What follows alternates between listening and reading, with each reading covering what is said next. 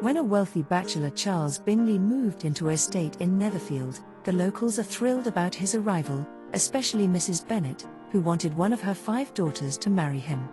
When the Bennet daughters met him at a local ball, they were struck by his outgoing and friendly nature.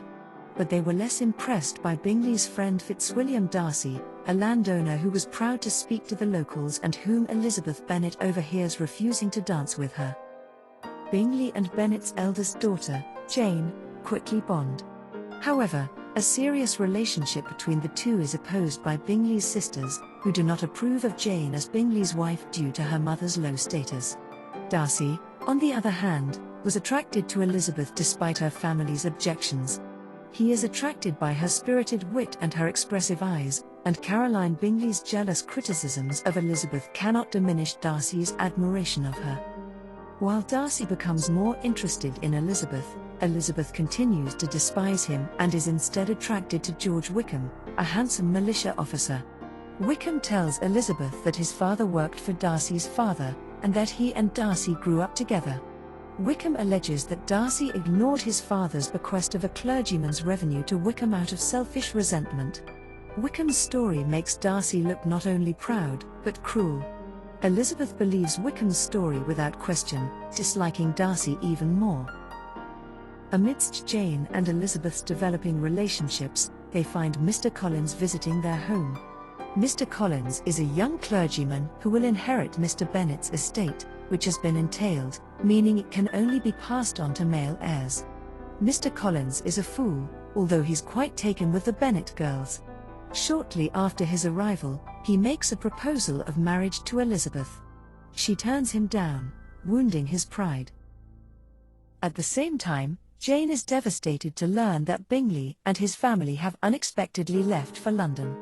Caroline Bingley writes to Jane that they have no intention of returning and predicts a match between Bingley and Darcy's sister Georgiana, who is in London. Although Jane quietly accepts life without Bingley, Elizabeth is angry for her sister and suspects that Bingley's sisters and Darcy are trying to keep him away from Jane. Elizabeth visits Charlotte, who is Mr. Collins' wife and Darcy's aunt Lady Catherine. Shortly after Elizabeth arrives in Kent, Darcy visits his aunt with his cousin Colonel Fitzwilliam. Darcy confuses Elizabeth with his actions. He seems to be looking for her company, but he doesn't say much. One day, he surprised Elizabeth by proposing her, still repulsed by his pride and belief that Darcy is responsible for Bingley's separation from Jane and Wickham's misfortune. She rejects him. The next day, Darcy gives her a letter describing his role in influencing Bingley and detailing the facts of Wickham's situation. A careful examination of facts reveals that Darcy is innocent of wrongdoing, leaving Elizabeth mortified at her discovery of how her own pride prejudiced her against Darcy. After being home for a month, Elizabeth travels with her aunt and uncle Gardiner to Derbyshire, where she visits Darcy's Pemberley estate. There they meet Darcy unexpectedly and are all amazed at how graciously he treats them. He visits Elizabeth at her inn, introduces her to her sister, and invites her to Pemberley for dinner. Darcy is still in love with Elizabeth, and she begins to have similar feelings for him. Amidst this promising situation, Elizabeth receives 2 letters from Jane telling her that Lydia has ran away with Wickham, causing Elizabeth and the Gardiners to go home immediately.